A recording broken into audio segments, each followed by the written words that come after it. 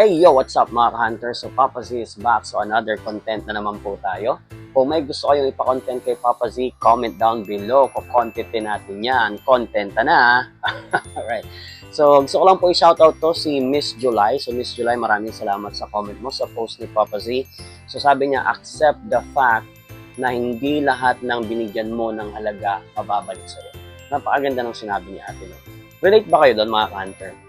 So sa totoong buhay kasi minsan kahit ibigay na natin lahat, itodo mo na, as in, binigay mo na lahat-lahat, hindi pa rin sasapat, di ba?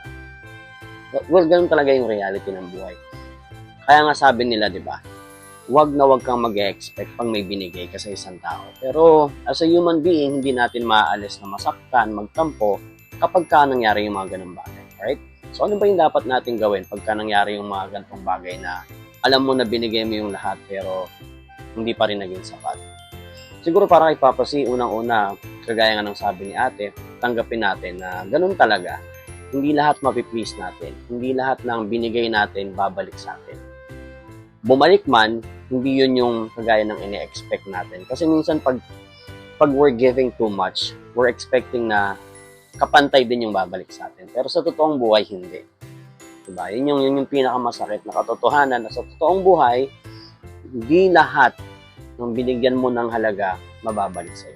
Napakaganda ng comment ni ate. Maraming salamat sa comment mo, Miss July.